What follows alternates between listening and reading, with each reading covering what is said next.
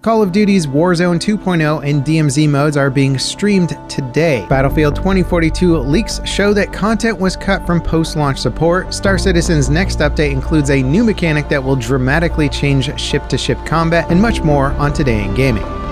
Hey guys, Level Cap here. Call of Duty creators have been invited to stream the game's upcoming DMZ and Warzone modes today. Warzone 2 has only been shown briefly at a live stream event, but this will be the first time players get to see the highly anticipated DMZ mode. Will it be a Tarkov competitor or something totally different?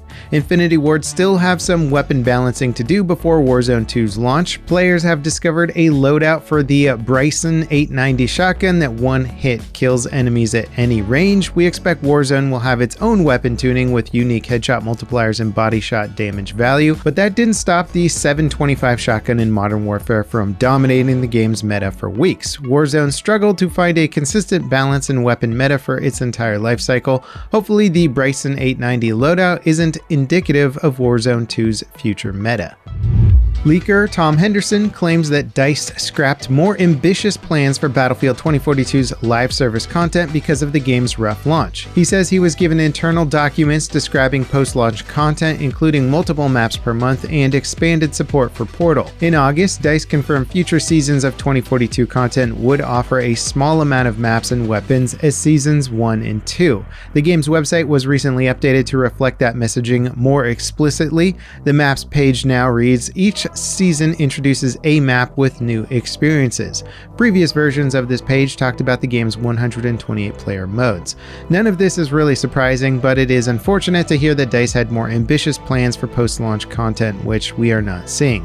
A recent discount on Battlefield 1 pushed the game's concurrent player count over 50,000. Meanwhile, the seasonal launches for 2042 have barely peaked at above 15,000 concurrent players.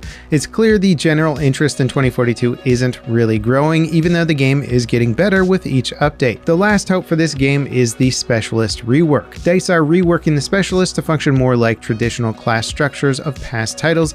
Considering Specialists are one of 2042's most criticized features, the change to classes could help rejuvenate the game's public image, but again, it seems unlikely that 2042 will recapture the players it lost shortly after launch. DICE are hosting another development update to preview the content coming in Season 3. They'll be live tomorrow on the game's official Twitch and YouTube channel, so stay tuned for that coverage. In other Battlefield news, Battlefield Mobile officially launched as a beta in select regions for Android owners. The game will eventually be available in all regions for Android and iOS, but the release date hasn't been announced. The current beta build features improvements over the alpha and was playable during the game's technical playtest. Graphical quality varies based on the device that you run the game, but generally the game looks much sharper and smoother than the playtest footage. Halo Infinite's winter update has arrived, and it's a substantial improvement to the game. The update adds Forge mode, campaign co-op, 2 new multiplayer maps, a new mode called Covert One Flag, match XP that counts towards Battle Pass progression, and tons of tweaks to the core gameplay. 343 have repeatedly acknowledged their slow rollout of content for Infinite. They say the game will get more seasons next year that are shorter and offer a more regular flow of content. It'll be interesting to see if Infinite can muscle through its first year and become the foundational title that Microsoft has sold everybody on. Cyberpunk 2077's latest update has made life in Night City a little more vibrant. On top of the laundry list of bug fixes and tweaks, NPCs now sport umbrellas when it rains. These umbrellas will come in different varieties and add a little more immersion to the overall experience. The update isn't exactly game-changing, but it does address some serious bugs like falling through the map and some missions failing to trigger properly.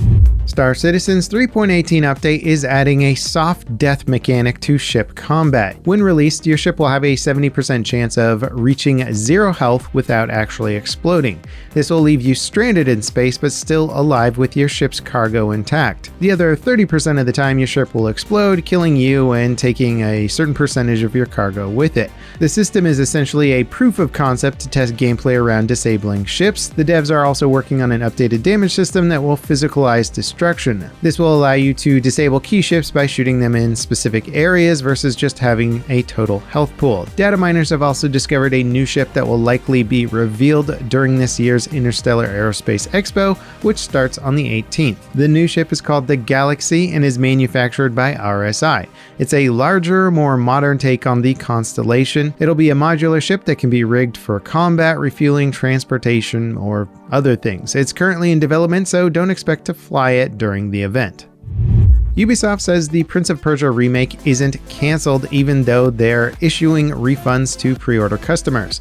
The remake was announced in 2020 but has been delayed internally. Because of this delay, they can't provide a concrete release date to customers, and that's why they're issuing refunds.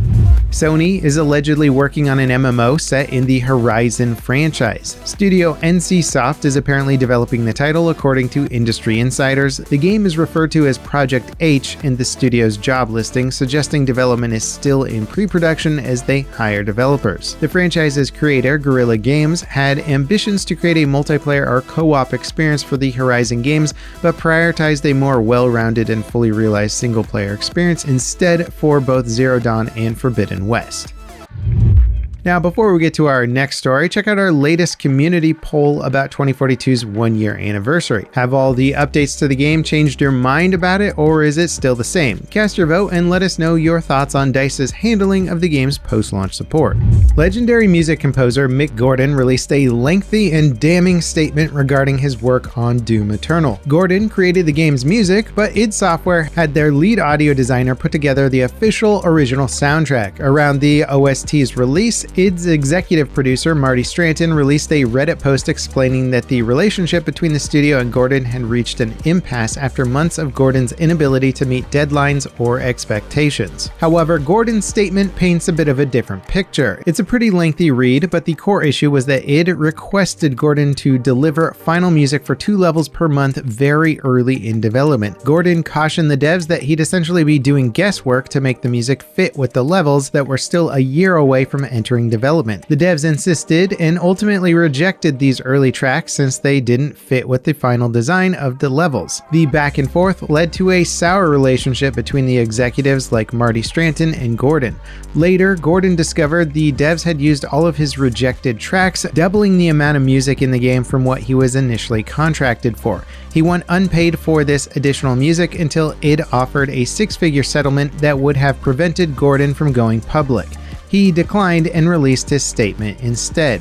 Gordon also goes into extensive detail about the botched OST released for Doom Eternal, painting an even grimier picture of id's handling of the project. Overall, it's a damning and compelling statement, but there are 2 sides to every story. Gordon's documentation of the events lays a pretty clear picture, but it's by no means a thorough account of every interaction between him and id. I'll be curious to see if the studio makes an official response. Now, if you're looking for a break from gaming news, check out my Battlefield 1 live commentary video from a few days ago. I had a ton of fun jumping back into this game and just exploring what makes BF1 such a great title.